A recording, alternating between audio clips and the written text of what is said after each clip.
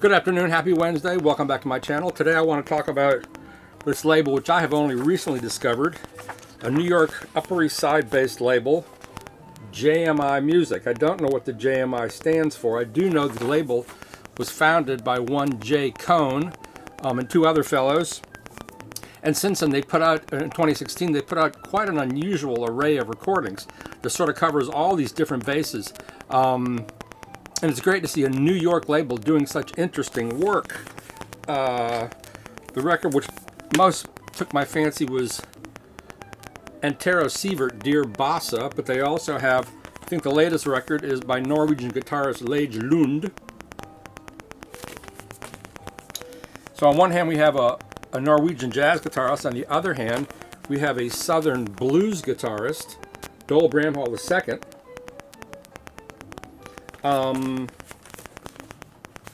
But they put out quite a lot of the work of pianist Antero Seert. This is a 10-inch 45, and this is the underscore, also by Seert. I've looked up Seert, I could find very little information, but let's start with this record. This is an unusual recording. All of these Seert records are really unusual and took me by surprise.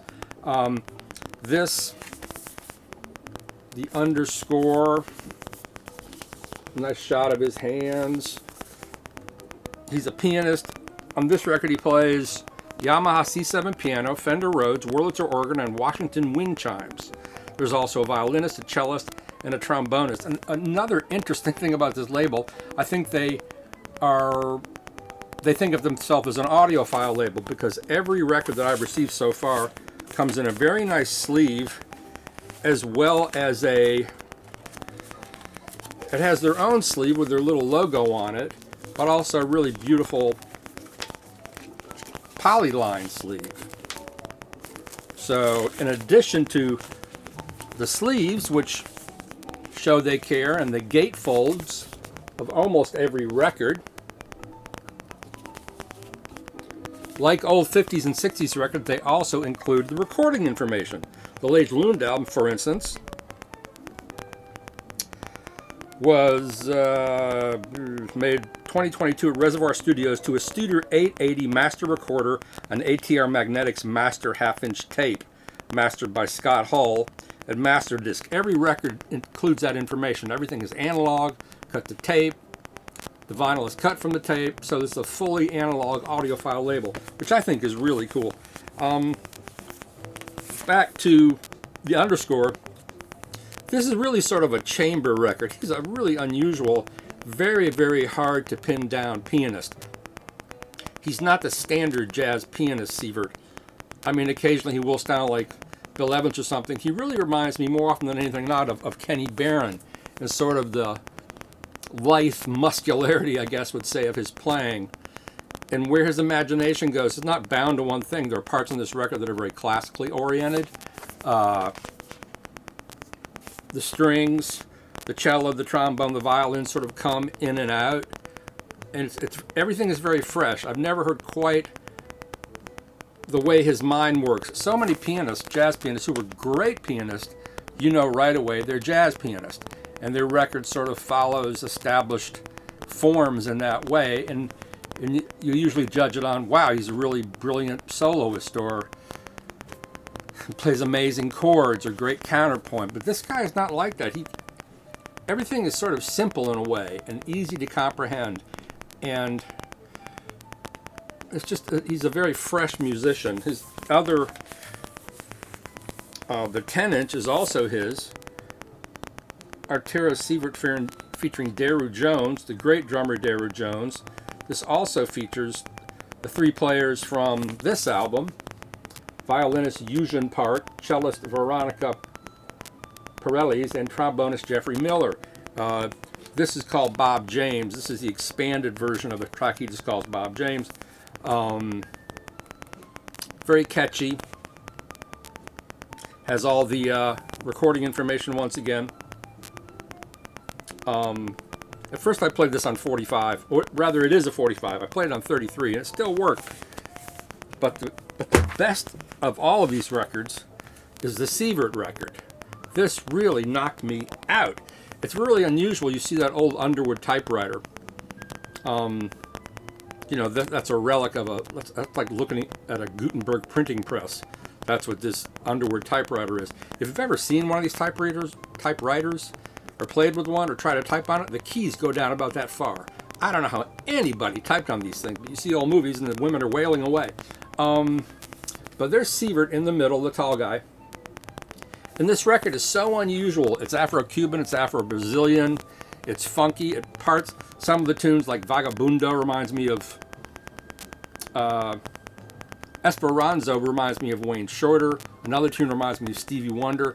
There's a tune on here where it's just a very simple rhythm box with very simple synthesizer melody. Sounds just like something off Songs in the Tree of Life by Stevie Wonder, or the one after it.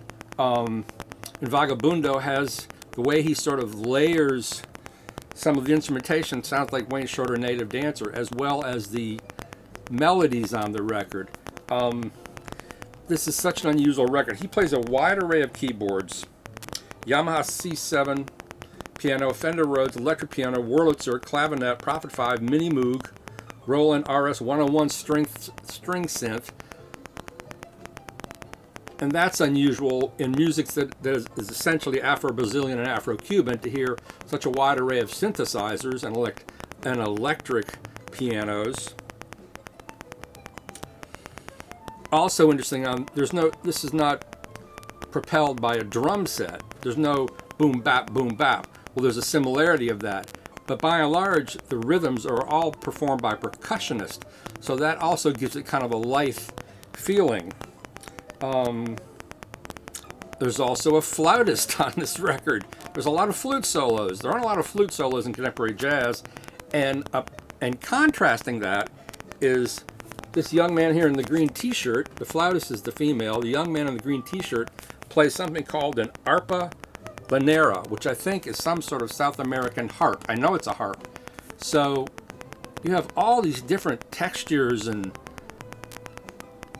what wraps it all up is really beautiful melodies that are really easy to remember and to be engaged by. So this record just knocked me flat. Gatefold. It just covers so much ground, and it's just extremely listenable. I don't think anybody could put on this record and not really dig it. Just a fabulous record. Pedrito Martinez percussion, Elena Pinderhus flute, Edmar Castaneda's arpa lanera, and Corcoran Holtz acoustic bass. And the melodies really keep it all together, and it's really fresh, and it's just very unusual. He's a really unusual pianist. He thinks he's unique. He's got his own way of doing things. The Leif Lund record, the guitarist Leif Lund, featured Matthew Brewer on bass, Taishan Sori on drums, the polymath Taishan Sori on drums, who took over for Anthony Braxton at Wesleyan, and now he's off to another university. I interviewed him for Downbeat a couple of years ago.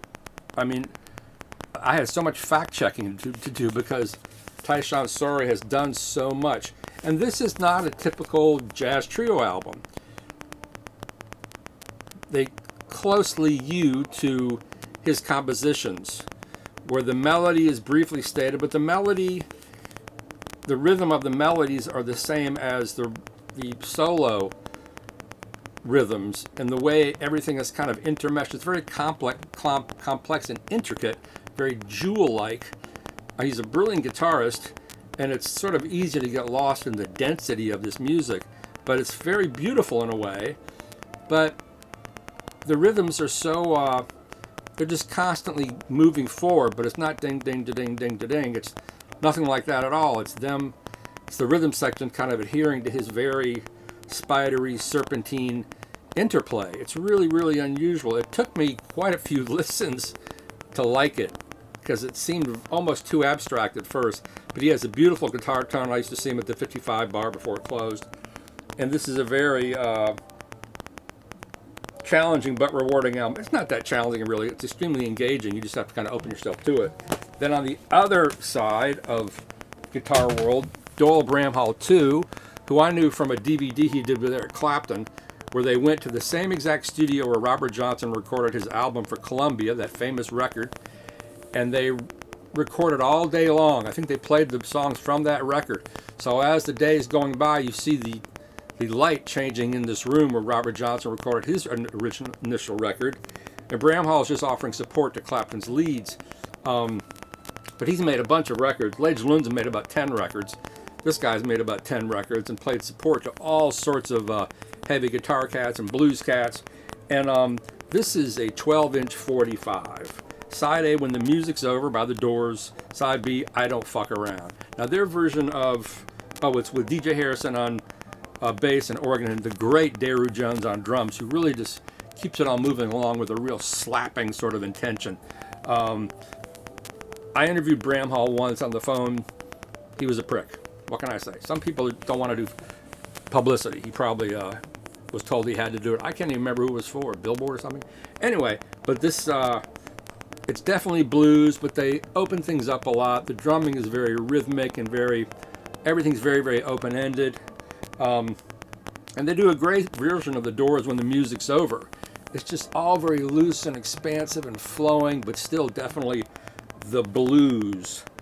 I don't know what this sells for all analog production, 45 RPM maxi single. It's only 2 records, shouldn't play for a lot.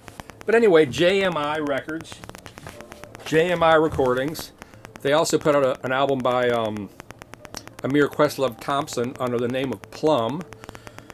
They've also released albums by Helen Sung, the pianist, with the Philadelphia-based trumpeter Marquise Hill. The great drummer Mike Mitchell, Black Dynamite. Put out a record by Warren Wolf, the vibraphonist. Max Girl, I don't know who that is. A record by Steve Wilson, great soprano and alto saxophonist from the, I think of as the 80s. So a really great label, off to a great start, doing really great things.